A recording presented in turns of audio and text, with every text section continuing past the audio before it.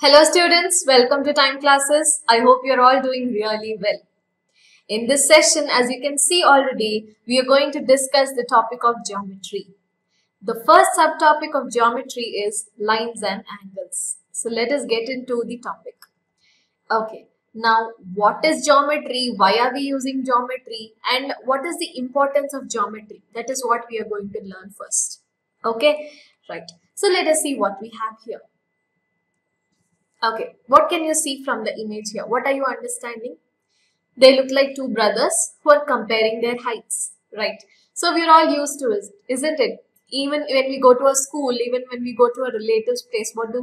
We start comparing our heights. See, I am taller than you, right? So comparing heights, it just tells us that I am taller than you or I am shorter than you. Okay, by how much are we taller or shorter? How can we understand that? That can be understood only by being able to measure it correctly. Okay, so by measuring it correctly means what are the instruments that we use to measure our height?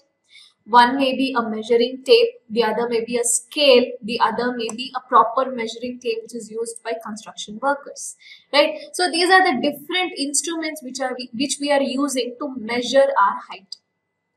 Now, why are we measuring our height?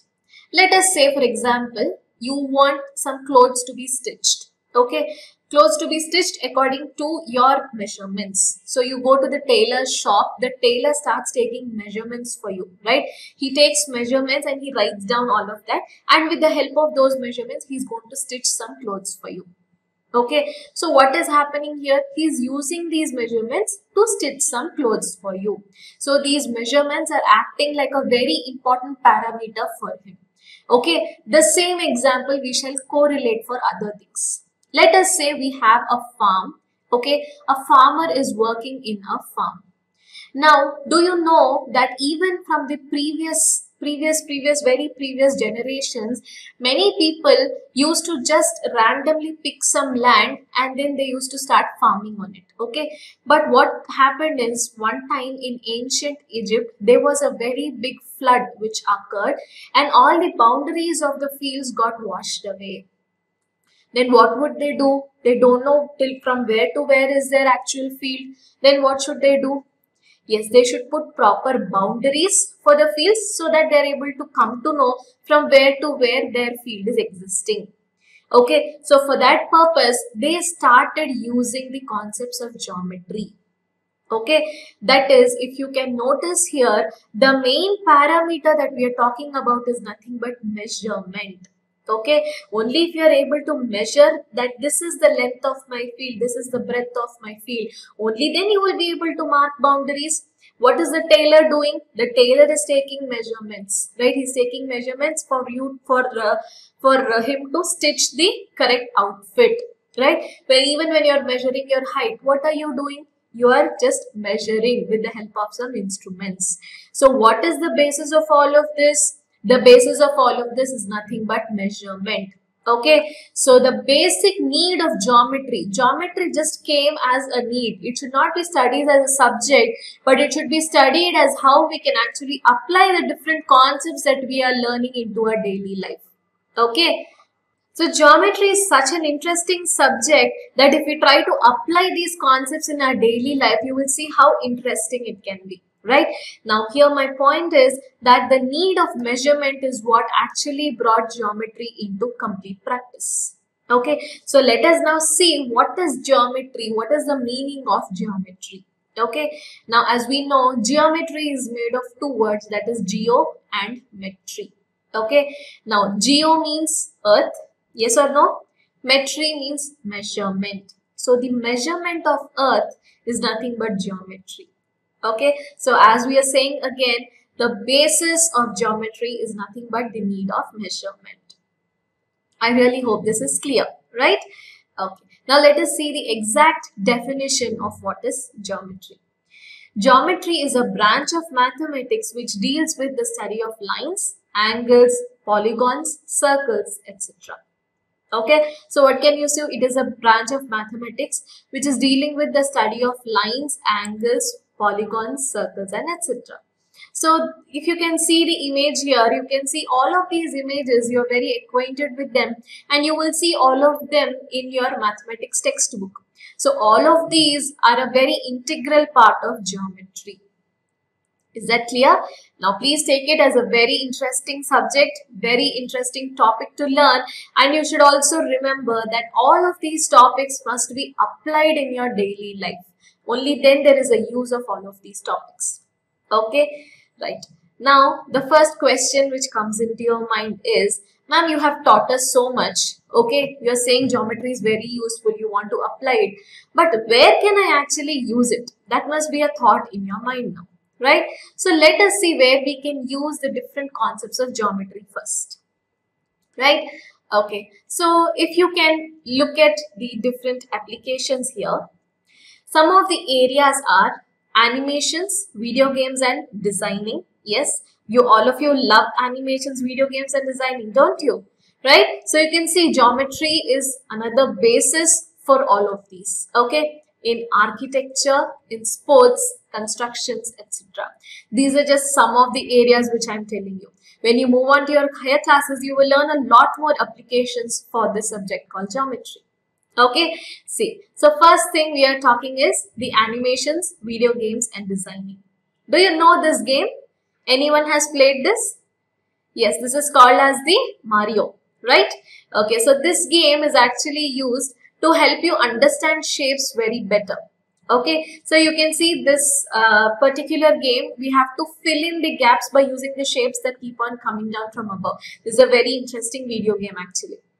Okay, then you have many other video games, animations, etc., which make use of the concepts of geometry. Okay, right. Let us now move on to the next one, that is the architecture. Now, do you know we have so many different buildings, constructions, such beautiful buildings that we have all over the world. Yes, here you can see a hydroelectric project. Yes, doesn't it look beautiful? Yes, so now we have Taj Mahal. And then we have the pyramids of Egypt. These are all the wonders of the world. Now, how are all of these wonders of the world constructed so beautifully? You know, these have been constructed so very long back, right? Even then, there was a use of this topic called geometry. People had known about this topic called geometry, but the only thing was that they did not script it properly. Right? So all of this geometry, the concepts of geometry, the principles of geometry have all found a very good basis in doing so. Okay, right. Next. Now here, beautiful building. This is an apartment. We have a park and a beautiful statue in between. Then such a beautiful flyover. You can see so many roads are moving one above the other. Right? Now, how are such marvels being created? Such marvels are being created by one basic thing called measurement, and the measurement is what is leading us to different concepts of geometry. So in constructions also you use geometry a lot. Okay, now what can you see here? This is a cricket field. Right? Now, in a cricket field, you know, while you're watching the match, you have some data saying this person like Virat Kohli has hit so many sixes, and his distance in which the ball has, the distance traveled by the ball, and all of this data is given to us. How is it possible? How are they doing it? Yes, with the help of measurement. Okay, so let us consider some racing tracks. They say 100-kilometer race or 100-meter three-legged race or whatever. So you will be measuring the track, right? Okay, and if there is a curvy bend, at what inclination must that bend be there? All of this data is also given through geometry. Okay, even if you consider archery, do you know archery? Yes, if you see archery, you have to take the arrow and hit it at one point. Yes, so you have to aim correctly so that you are able to hit it at that point. So all of this also comes from the basis of geometry. Okay, this is something which is inculcated automatically in our body, in our mind, and all of that, when you put it in the form of a theory, in the form of a subject, is nothing but called as geometry, right? Okay, so let us now talk about the basic concepts of geometry. Okay, so let us see what we have here. What do you think this is?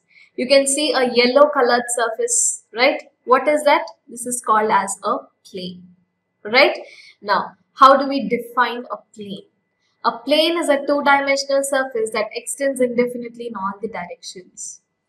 Let me give you some examples. Okay, I'm going to give you an idea of how you're going to understand what a plane is. Okay, you know the blackboard in your class? That is also a plane. Okay, the wall in your room is also an example of a plane, right?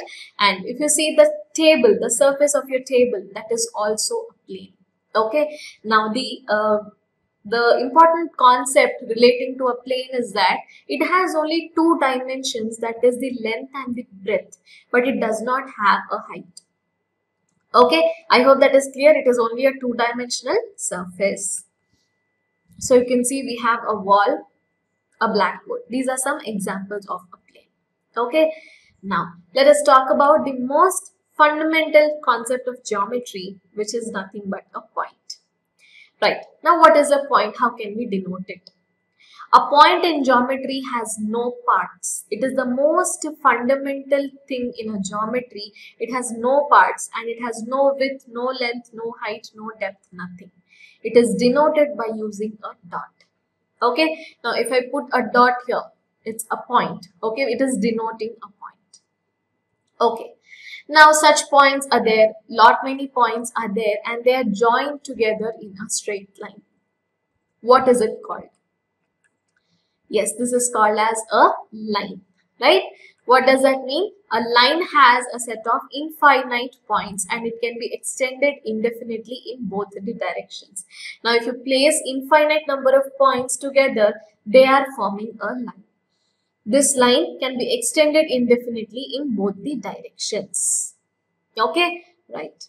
Now, one more thing you have to understand here is you have two things. One is called a line and other is called as a line segment.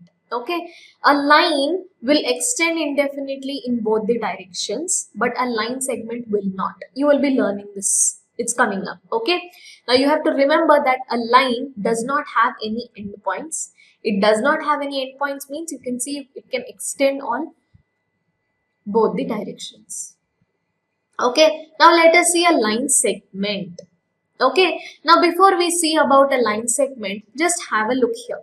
Okay, so here this is PQ which is having two arrows on both the sides. Okay, this is nothing but PQ. It is denoted as PQ with a double-sided arrow on top. Okay, and it is read as line PQ. Line means I told you it has no endpoints and it extends indefinitely in both the directions.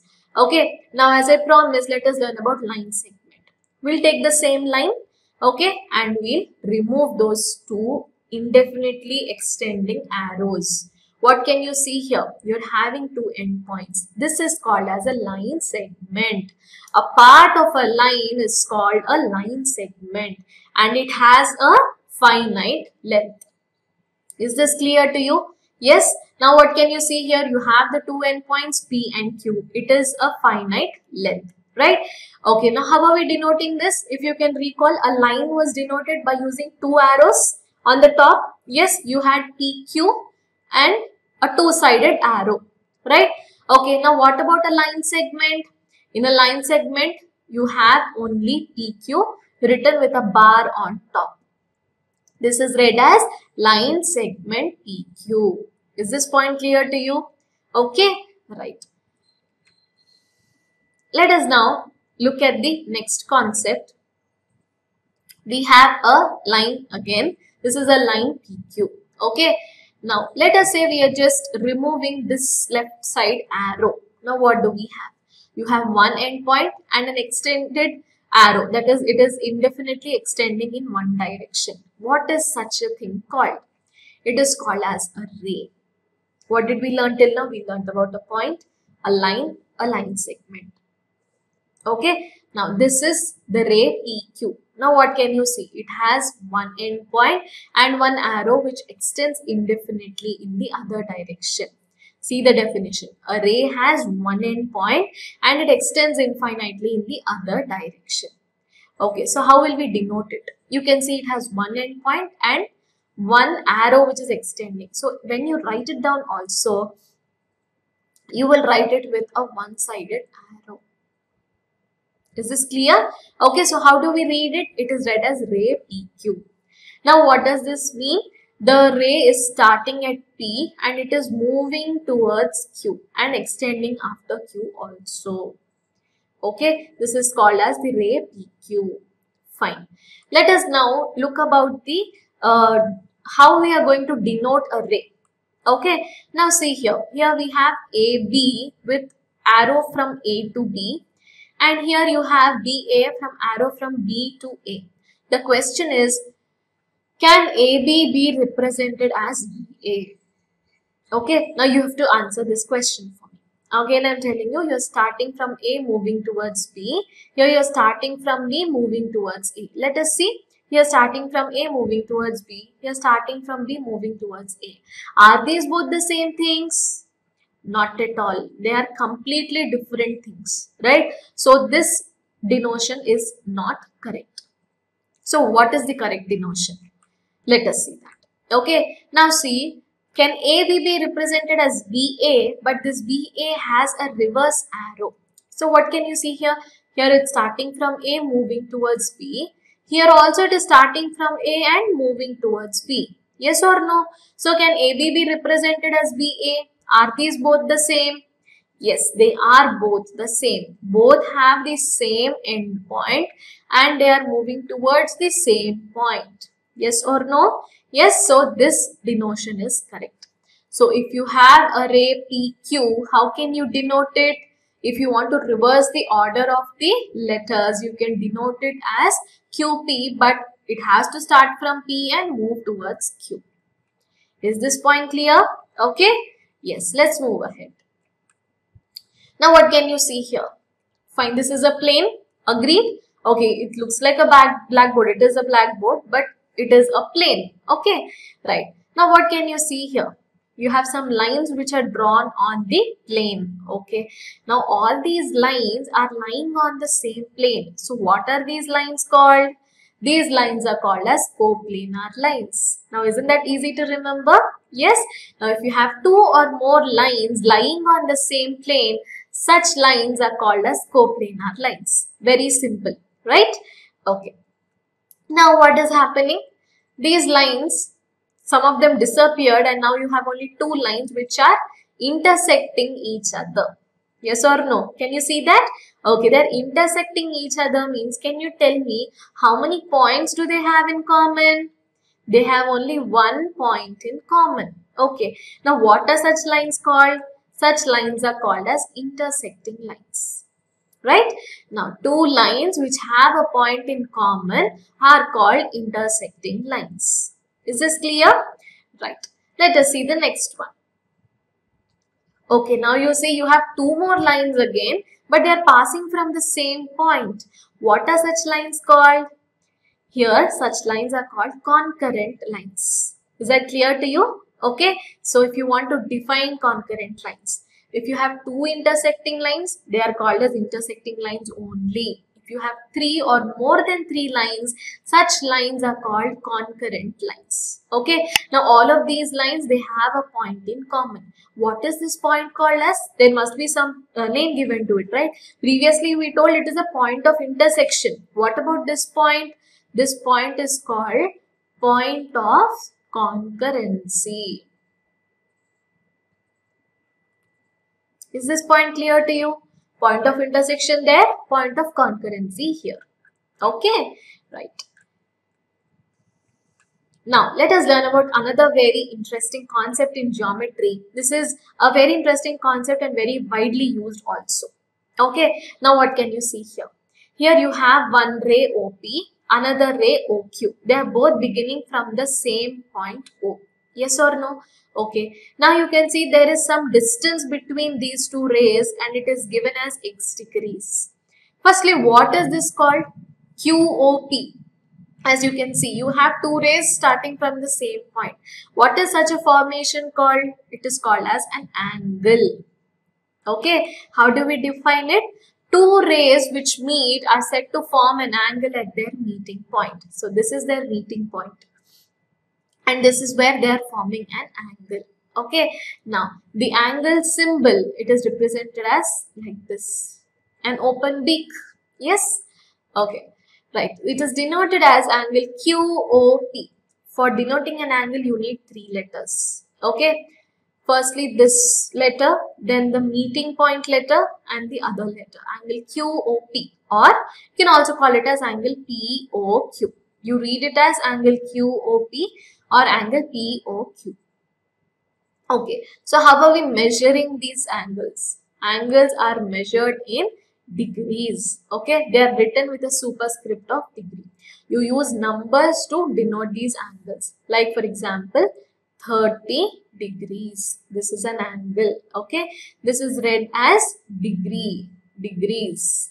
Is that clear to you? Okay, so if you have x degree, it is read as x degrees. Please remember this. Okay, right. So we know what is an angle, right? Okay. Let us now discuss about the types of angles. Now, learning angles is important. Also, learning the types of angles is equally important. Let us have a look at this. Now, you can see that this is the initial ray. Okay, this is the terminal ray. Why am I saying that? Let us see, we have this as OPQ. Okay, firstly, what happens? OP and OQ are together like this. Okay, OP is like this. On top of it only we have OQ. You can see there is no distance between these two rays. Can you see that? There is no distance between these two rays. So, what is this angle called as? It is called as a zero angle.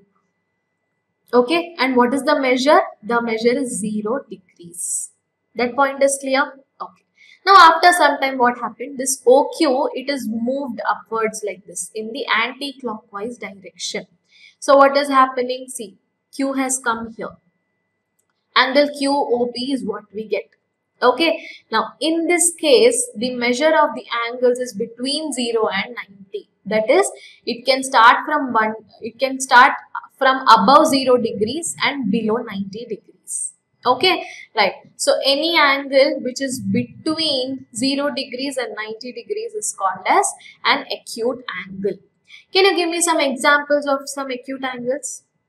30 degrees, okay, 45 degrees, 60 degrees, 50 degrees, 40 degrees, 10 degrees, 1 degree. These are all examples of acute angles. Is this point clear to you? So, any angle which is more than 0 degrees but less than 90 degrees is called as an acute angle. Let us see the next angle. What do we have here? Whenever the measure is exactly 90 degrees, what is this angle called? It is called as a right angle.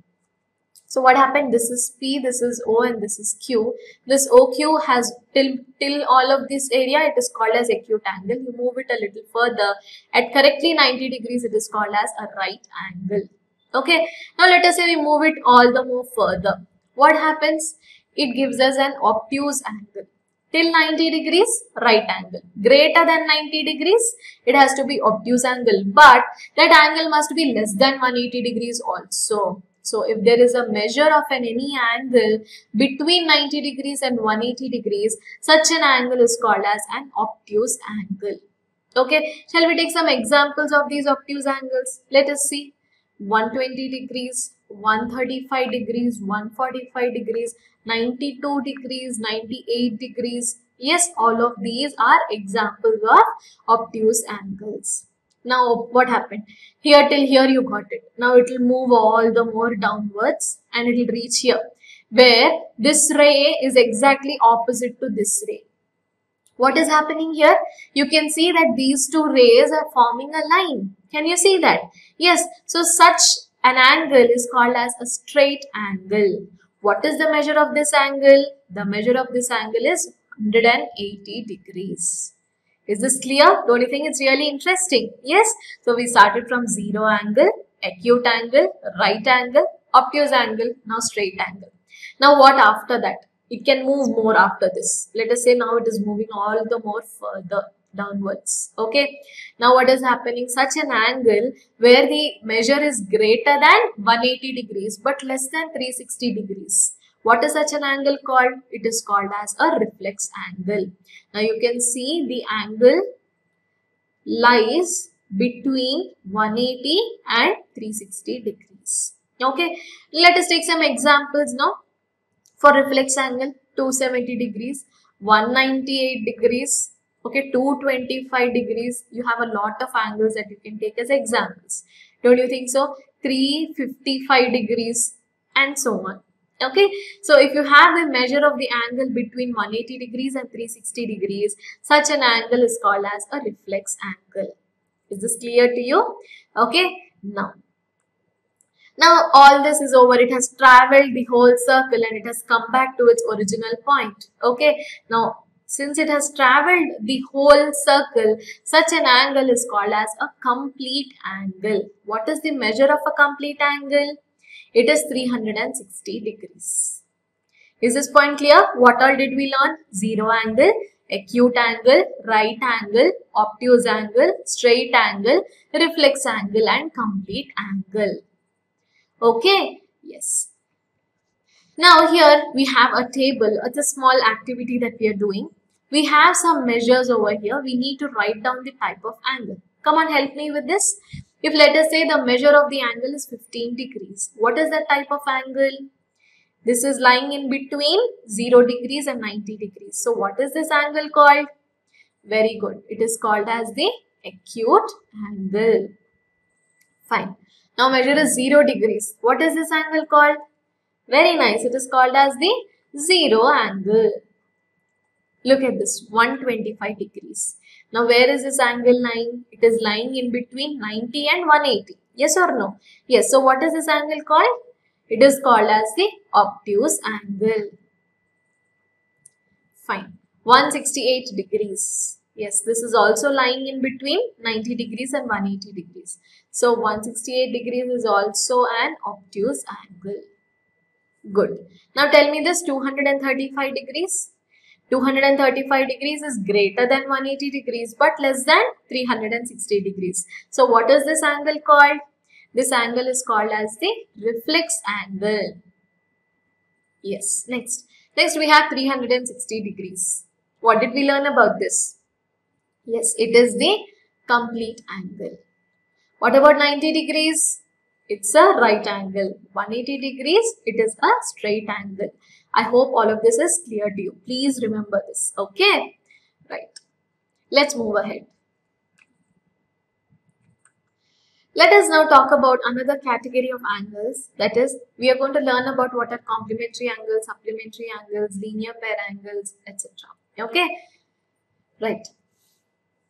Now here we are going to learn about the complementary angles. Okay. Now what does that mean? As soon as you look at this figure, you can see A and B are two angles. They are two different angles. But when you add both of those angles, you are getting 90 degrees. Okay. Then what are these angles A and B called? They are called as complementary angles. Very simple. What can you see from the figure? When you are adding two angles A and B, you are getting the sum to be 90 degrees. So these angles are called as complementary angles. Okay. One important thing I want you to remember here is they will not lie one beside each other. They may or may not lie beside each other. But if the sum is equal to 90 degrees, then the angles are called complementary angles. Is that point clear to you? For example, let us say we have an angle 30 degrees here and this is some angle ABC. Okay, let us say somewhere down below we have another angle, angle PQR, and this is equal to 60 degrees. Angle ABC plus angle PQR is equal to how much? 90 degrees. So are they complementary angles? Yes, they are complementary angles. Is this point clear to you? So they need not lie one beside the other. Okay, right. So when the sum of two angles is 90 degrees, the angles are said to be complementary angles. Right. Now here you can see we have another small activity. Here we have the complementary angles. That is, we are given the measure of the angles. We need to write the complement of the angle. Okay.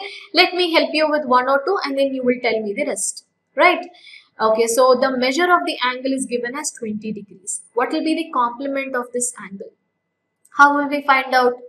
The sum has to be 90 degrees. Okay, that means if I subtract this angle from 90, will I be able to get the complement? Yes. So tell me, 90 degrees minus 20 degrees. How much? Yes, 70 degrees. How will you check if your answer is correct or no? Just add these two angles, 20 degrees and 70 degrees. What are you getting? Yes, you are getting 90 degrees. So your answer is correct. Okay. Now, the measure of the angle is 45 degrees. What is the complement of the angle? How much should be added to 45 so as to get 90? You have to add 45 only. Okay, what can you see here? Here the measure of the angle and the complement of the angle are equal to each other. Yes or no? Yes. So when the measure of the angle is equal to its complement, that angle is nothing but 45 degrees. It can happen only with that particular angle, 45 degrees. That's another interesting point you want to note. Okay, right. Now next we have 70 degrees. Tell me the complement of the 70 degrees. What must be added to 70 so as to get 90? Yes, you must add 20 degrees. Is that right? Okay. What is the complement of 0 degrees? Yes, it is 90 degrees. Isn't that easy? Yes, complement of a 0 angle is a right angle. What about a complement of a right angle? It is a 0 angle. Is this clear to you? Please remember this point, that an angle which is equal to its complement is nothing but 45 degrees. Okay, right. Let us now talk about another classification, that is the supplementary angles. Complementary means the sum of the angles must be 90 degrees. Okay, now here what can you see? You have the angles A and B. Okay, now what is happening when the angles are added? You are getting 180 degrees, isn't that? Yes. So when the sum of two angles is equal to 180 degrees, then the two angles are said to be supplementary angles. Is that clear? Now, as I explained in complementary angles, here also it is not compulsory that the angles lie one beside the other. They can lie separately as well.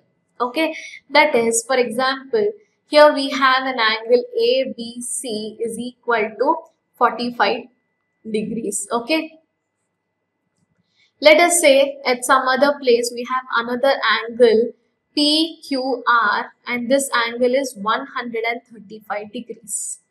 Okay, yes, so what can you see here? You have 45 degrees, you have 135 degrees. What happens when you add these two angles? The sum is 180 degrees. So what can you see? Angle ABC and angle PQR are supplementary angles. Yes or no? Yes, so these two angles are called supplementary angles. But you can see that they're not lying one beside the other. That has to be remembered. Okay. Yes. So here angle A plus angle B is equal to 180 degrees. These angles A and B are called as supplementary angles. Fine. Let us perform the same activity. We have some angles with us. Let us write the supplement of the angle. What is this measure of the angle? Measure of the angle is 120 degrees. What is the supplement of this angle? Supplement is 60 degrees. Yes or no? What must be added to 120 degrees so as to give us 180 degrees? We have to add 60 degrees. Yes or no? Yes. So 120 plus 60 is giving us 180 degrees. Now next we have another angle 35 degrees. Come on, tell me, what is the supplement of this angle 35 degrees? It is 145 degrees. If you want, let us see. 180 degrees minus 35 degrees. Let us subtract. 10 minus 5 is 5, 7 minus 3 is 4, 1 minus 0 is 1. So you can see 35 plus 145 gives us 180. So the supplement of the angle 35 degrees is 145 degrees. Okay, right. Next we have the angle 50 degrees. What is the supplement of this angle 50 degrees? Yes, it is 130 degrees. Because you have to add 130 to 50 so as to get 180. Yes or no? Okay. Now what about 0 degrees? What is the supplement of the angle 0 degrees? Yes, it is 180 degrees. Okay. Supplement of 0 angle is a straight angle. Supplement of a straight angle is a 0 angle. Okay. What about the supplement of a right angle? It is again a right angle. Okay, so what can you see? An angle which is equal to its supplement is called as a right angle. It's the same angle, 90 degree plus 90 degree is giving us 180 degrees. Yes or no? Isn't that interesting? Yes, let's move ahead. Okay, so we have some example problems here. Let us solve them. The complementary angle of 62 degrees is dash. Okay, how will we find this? We need to subtract 62 degrees from 90 degrees. Okay, so let us do that. 9 cancels. So here 1, 10 minus 2 is 8. 8 minus 6 is 2. Right. So what do we get? 28 degrees is the complementary angle of 62 degrees. Next, the supplementary angle of 108 degrees. 180 minus 108. What do we get? 10 minus 8 is 2. 7 minus 0 is 7. 1 minus 1 is 0. So what do you get? 72 degrees is the supplementary angle of 108 degrees. Let us now look at the next classification of angles. Okay, so what do we see here? We have two angles A and B. Okay, but is there anything that you can actually observe about these two angles? You can see that this is angle A and this is angle B. You can see both of them have a common ray and also a common initial point. That is, all of the rays are starting from one common initial point. Okay, such angles are called as adjacent angles. So let us define them properly. If we have two angles and these two angles have a common end point and a common side, and the other two sides of the angles are lying on either side of the common side, then such angles are said to be adjacent angles. Is this clear to you? Yes. So such angles which lie one beside each other are called adjacent angles. Now, based on these adjacent angles, we are going to learn another very important classification. Okay, that classification is called as a linear pair. If you can recall, we have already learnt in supplementary angles that if the sum of two angles is supplementary, that is, if the sum of two angles is equal to 180 degrees, then the angles are supplementary. Okay, now what if the angles are supplementary and also adjacent angles? So what happens? Such angles are said to form a linear pair. Just have a look at this figure. Angle ROQ and angle POR. Okay, both of them are forming a straight angle. Can you see? POQ is a straight angle, which means that the sum of the angles is 180 degrees and they are adjacent angles. Yes or no? They are having a common point called O and they have a common side OR. So such angles are both supplementary and also they are adjacent angles. Okay, so what can you see? Angle POR plus angle ROQ is equal to 180 degrees. So here what is happening? Whatever non-common sides are there. What are the non-common sides? OP and OQ are the non-common sides. So these are actually forming to be opposite rays, or you can also say they are said to form a straight line. Can you see that? Okay, can you give me some examples of a linear pair angles? That is, let us say angle ROQ is 60 degrees. What will angle POR be? It will be 120 degrees. If angle ROQ is 45 degrees, what will angle POR be? It will be 135 degrees. Yes, let us say this is some 20 degrees. If angle ROQ is 20 degrees, then this will be 160 degrees. So they are adjacent to each other and also the sum of the angles is equal to 180 degrees. Please understand the clear discrimination between supplementary angles and linear pair angles. Is this clear to you? Okay, let's move ahead. Now, what happens when we have two intersecting lines? We have learnt about intersecting lines, right? Okay, whenever you have intersecting lines, what happens is you have four angles which are formed. Okay, so let us take the intersecting lines. Let this point be O, P, Q, R, S. Okay, so what is happening? Four angles are formed. Can you see? Angle POQ, angle SOR, angle POS and angle QOR. You can see four angles formed. An interesting point is that the angles which are opposite to each other are said to be equal. If you want, you can take a protractor and measure these angles. You can see that these opposite angles are equal to each other. So angle POQ is equal to the angle SOR. Also, angle SOP is equal to the angle QOR. Such angles are called as vertically opposite angles. Is that fine? Vertically opposite angles are equal. You will be using this a lot when you solve some problems. Okay. So when two lines intersect each other at a point, four angles are formed. The two angles which have no common arm are called vertically opposite angles. Yes, this is one point that has to be understood. If you can see the angles POQ and angle SOR, do they have an arm in common? See, this is angle POQ, this is angle SOR.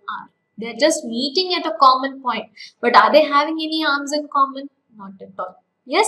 So, any two angles which are formed by two intersecting lines and they do not have an arm in common, such angles are called vertically opposite angles. And vertically opposite angles are equal. Okay, right. Now, let's move ahead. Let us solve one simple problem based on whatever we have learned till now. Now, in the given figure, we have to find the angle EOF and the angle BOF. Okay, let us see what is given here. Here we are having three intersecting lines, AB, CD. You can see how I am representing the lines AB, CD and EF. These are intersecting at a point O. Yes? Okay. What is given? This angle COD is given as 92 degrees and angle AOE is given as 35 degrees. We need to find these two angles, angle EOF and angle BOF. Just have a look at the figure. Now, angle COD and angle EOF. What are these two angles? Just forget about AB for a minute. You will see that CF and ED are intersecting at a point. Okay. And this angle EOF is what? It is an angle vertically opposite to COD.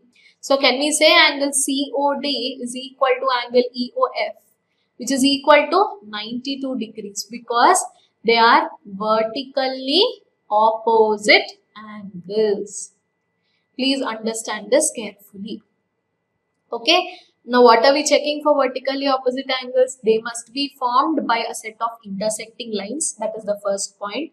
They must have a point in common and there should not be any common rays. If these 3 points are satisfied, then these two angles are vertically opposite angles. Okay. Right. Now we need to find this angle BOF. This is 92 degrees. We need to find this angle. How can we find it? Come on. It's very simple. I want you to answer this. Okay. Let us look at the angle AOB. What is that angle AOB? 180 degrees. Very good. It is forming a straight line. AOB is forming a straight line. So it is a straight angle. Angle AOB is made up of what angles? Angle AOE, angle EOF and angle BOF. Do we know these two angles, angle AOE and angle EOF? Yes, we do. We also know angle AOB. See, 180 degrees is equal to angle AOE, that is 35 degrees, plus angle EOF, which is 92 degrees, plus angle BOF. So, angle BOF is equal to 180 degrees minus of 35 degrees plus 92 degrees. So, what am I doing? These two are sent to the other side. So, plus becomes minus. Okay. 180 degrees minus 35 plus 92. Let us calculate. 2 plus 5, 7. 9 plus 3 is 12. 180 minus 127. How much is that? It is 53 degrees. Very good. So, what is this angle BOF? It is equal to 53 degrees. Is this point clear to you? Okay. Now, we are done with the problem. But let us find the other angles also. Now, this angle BOF is 53 degrees. Any angle which is equal to this angle? Yes, we have this angle. Angle AOC. This is also equal to 53 degrees. Because angle BOF and angle AOC are vertically opposite angles. Again, here you can see angle AOE is equal to angle DOB. Because again, they are vertically opposite angles. This is equal to 35 degrees. Wasn't this interesting, children? Yes? Okay, I really hope it was. Let's move ahead. Okay, now what do we have here? We have one line L1, another line L2. Okay, these two are intersecting lines. That much I can understand. Yes. Okay, let us measure the angle between these two. We're putting a protractor. Oh, you can see the angle between these two lines is 90 degrees. Okay, so what you have here, you have two intersecting lines and the angle between the lines is 90 degrees. What are such lines called? Such lines are called perpendicular lines. Okay, right. So if you have two intersecting lines making an angle of 90 degrees, then these lines are called as perpendicular lines. Now, how do we represent them? It is written by using a symbol that is an inverted T. Okay, that is L1 is perpendicular to L2. That perpendicular to symbol is nothing but inverted T. L1 is perpendicular to L2.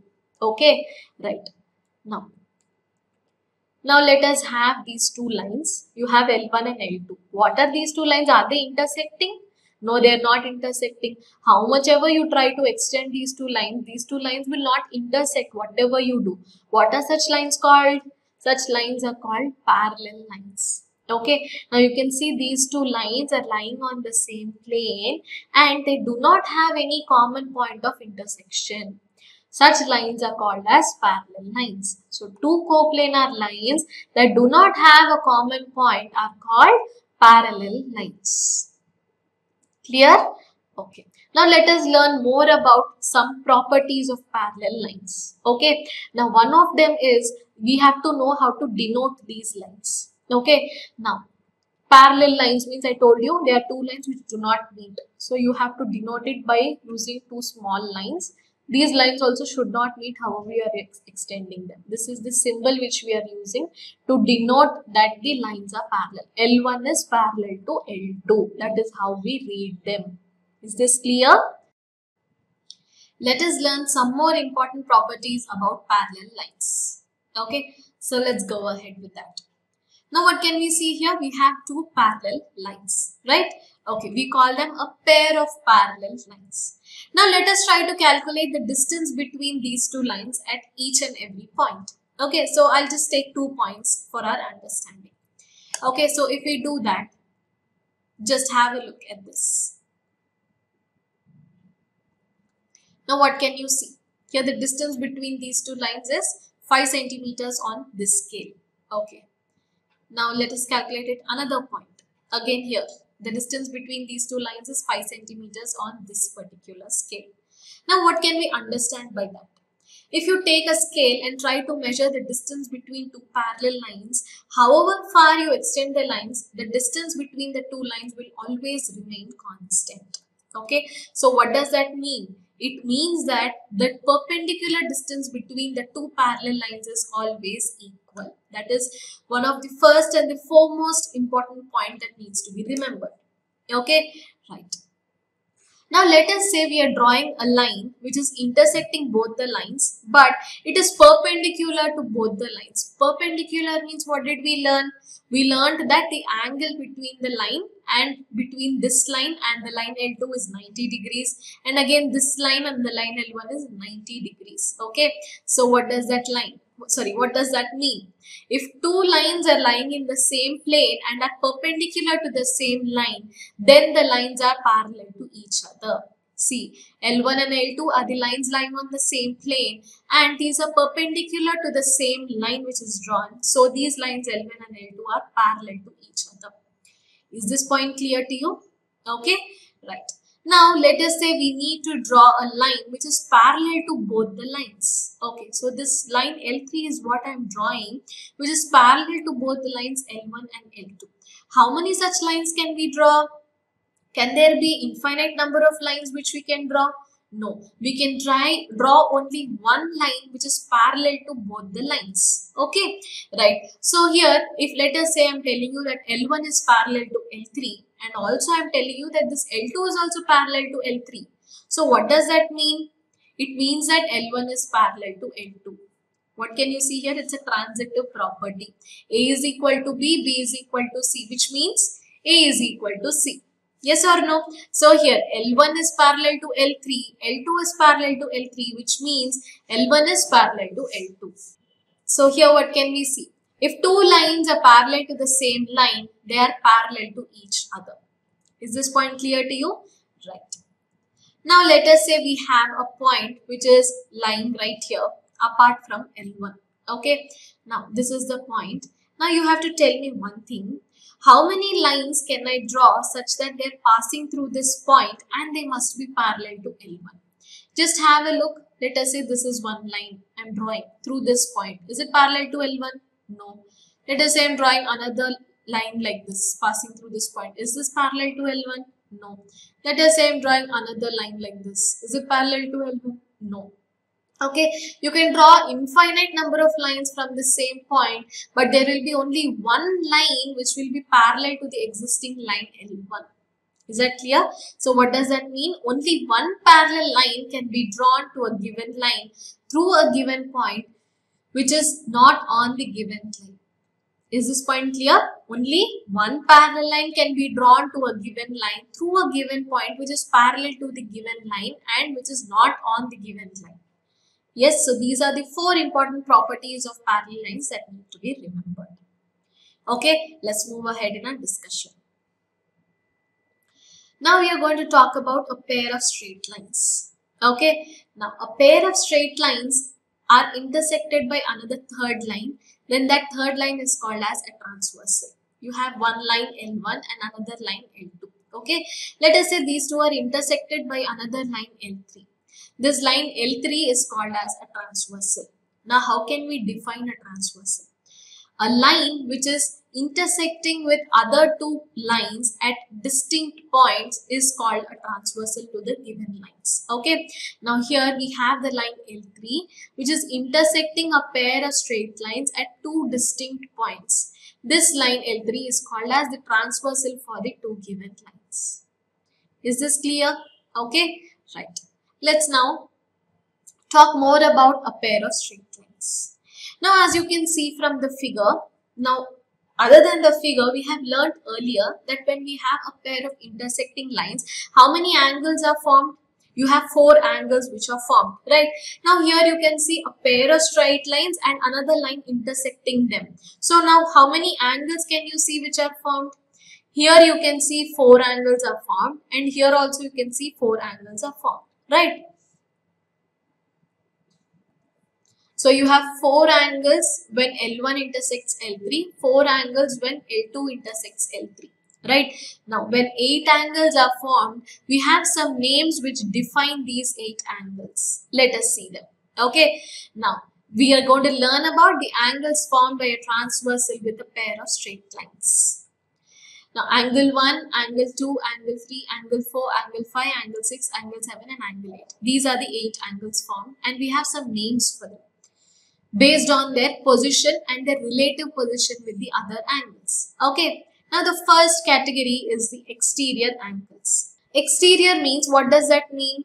Exterior means, it means that these angles are lying outside the lines. Outside the lines means, see, between L1 and L2, we have the angles 3, 4, 5 and 6. So, outside the lines L1 and L2, we have angle 1, angle 2, angle 7 and angle 8. Yes? Okay. So, these are all the exterior angles. Is this clear? Right. Next category is the interior angles. Come on, you can tell me what are the interior angles now. It's quite easy, right? Yes, what are they? Angle 3, angle 4, angle 5 and angle 6. These are all interior angles. So you can see out of the 8 angles, we have 4 exterior angles and 4 interior angles. Right. Next category is the pairs of corresponding angles. Now when we talk about corresponding angles, we talk about them in pairs because we speak about the relative position of one angle with respect to the other. Now, how are we going to determine the corresponding angles? Just have a look here. Now, we have the transversal L3. Look on one side of the transversal. Okay. So, let us say we are looking at angle 1.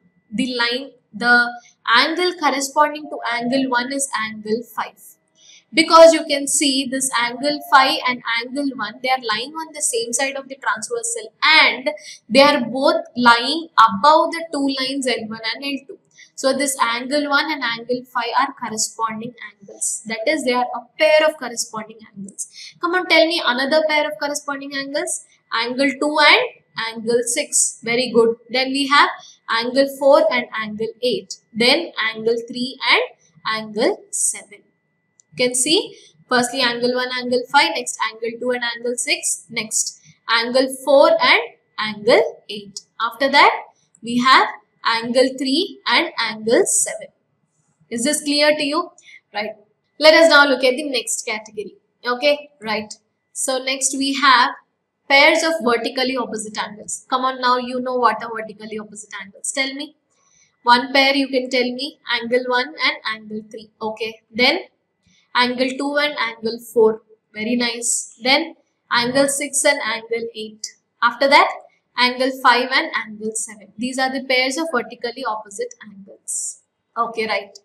Now let us talk about the pairs of alternate interior angles. Okay, we know interior angles are angle 3, angle 4, angle 5 and angle 6. We want pairs of alternate interior angles. So how can we see? Alternate means they should lie on either side of the transversal. So if you are considering angle 4, its alternate interior angle will be angle 6. Very nice. If you consider angle 3, the alternate interior angle will be angle 5. Okay. So one pair is angle 4 and angle 6. Another pair is angle 3 and angle 5. Clear? Okay. Now we'll consider pairs of alternate exterior angles. Okay. Now what are exterior angles here? Angle 1, 2, 7 and 8. These are all exterior angles. Now we need pairs of alternate exterior angles. What does that mean? They must lie on either side of the transversal. So if you are considering angle 1, the other part of its pair will be angle 7. So angle 1 and angle 7. Another pair is angle 2 and angle 8. Can you see that? Angle 1 and angle 7. Next, angle 2 and angle 8. So these are the different angles which are formed by a transversal with a pair of straight lines. We have seen that there are 8 angles which are formed, and these are the different types of angles that we have learned. Okay, now let us see what happens when this pair of straight lines become a pair of parallel lines. What can you see? Here the lines L1 and L2 are parallel lines. Yes or no? Yes. So what happens when these lines are parallel lines? What happens to the angles? What happens to the relation between the angles? Let us see that now. Alright. So here firstly, the topic is angles formed by a transversal with a pair of parallel lines. Alright. So let us see. Firstly, the thing you have to understand, the most important point is the corresponding angles are equal. Okay. Now what are the pairs of corresponding angles? Angle 1 is equal to angle 5. Okay. Next, angle 2 is equal to angle 6. Very good. Angle 3 is equal to angle 7. Angle 4 is equal to angle 8. Right. Now you have to remember that whatever we are learning here, you're going to remember all of these even till you move on to your higher classes. They are so very important for you. Okay, right. So first we have learned that the pairs of corresponding angles are equal. Next, what are you going to look into? We'll now look into the alternate interior angles. What are the alternate interior angles? Angle 4 and angle 6. Okay, then angle 3 and angle 5. What are they? It is being said that the alternate interior angles are equal. So what can you see? Angle 4 is equal to angle 6 and also angle 3 is equal to angle 5. Good. Next one. Alternate exterior angles are equal. Now, alternate exterior angles. Come on, tell me. Angle 1 and angle 7 is a pair. Yes. So, angle 1 is equal to angle 7. Very nice. Then, angle 2 is equal to angle 8. Good. Let us see the next category. Exterior angles on the same side of the transversal are supplementary. Now, what does this mean? Exterior angles on the same side of the transversal. What are those? Let us consider on the right side of the transversal. What are the exterior angles present? Angle 2 and angle 7. Okay. So, angle 2 plus angle 7 is equal to how much?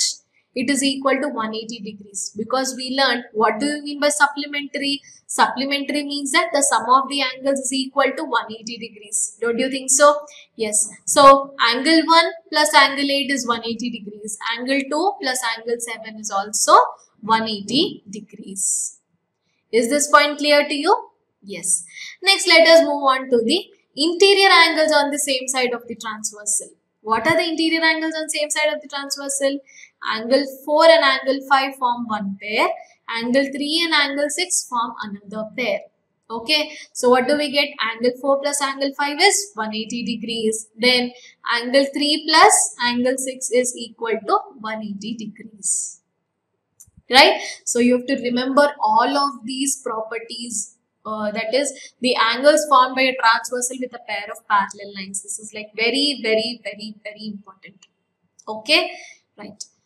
Let's move ahead. Let us now solve a problem based on whatever we have learned till now. Okay, right. Now here in the given figure, L is parallel to M. Find the angles A, B, C, D, E, F and G.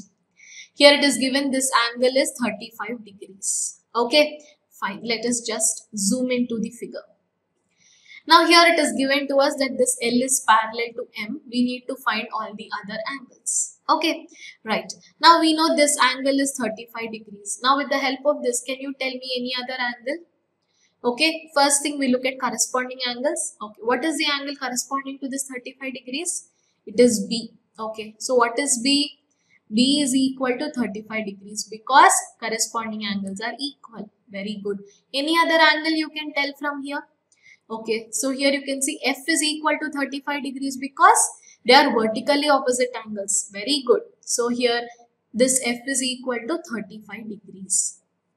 Okay, now here you can see we know B. So can we tell D also? Yes, B is equal to D, which is equal to 35 degrees because they are vertically opposite angles. Very nice. Now, anything else? Come on, think. Okay, here if you can see, B is 35 degrees.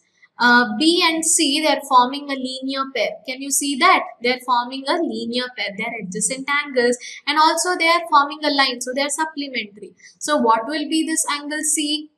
C will be equal to 180 minus 35. That gives us how much? It gives us 145 degrees. Right.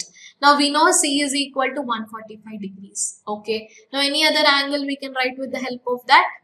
Okay. Here you can see we can write A is equal to 145 degrees. Right. Now let us move on to this set of angles. We need to find E and G. Now A and E are corresponding angles. Alright. So what will be E? E will be 145 degrees. Okay. Now let us say you don't know the concept of corresponding angles. Is there any other way in which we can find?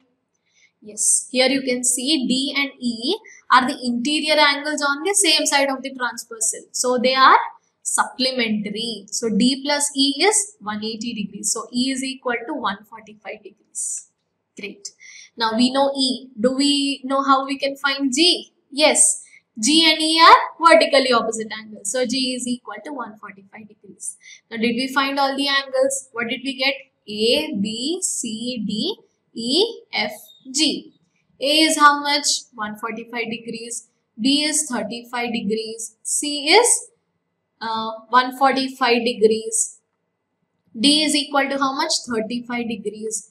E is 145 degrees, F is equal to 35 degrees and G is equal to 145 degrees. Is this point clear to you? Yes, I really hope so. Okay, let us now solve another problem relating to the same concept. In the given figure, PQ is parallel to RS. Alright. If angle SPT is equal to 45 degrees, this angle SPT is equal to 45 degrees and angle RQT is equal to 50 degrees. Then find the angle PTQ. This angle is what we have to find. Okay. Now if you can recall, Till now, we were solving the questions based on parallel lines only if two parallel lines and a transversal are given to you clearly. But here in this figure, can you see the two parallel lines and transversal?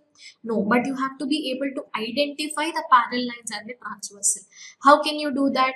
See, have a look. This PQ is parallel to RS. What are the transversals? PT is one transversal, TQ is another transversal. We have this angle SPT and angle TQ are given to us. We need to find angle PTQ.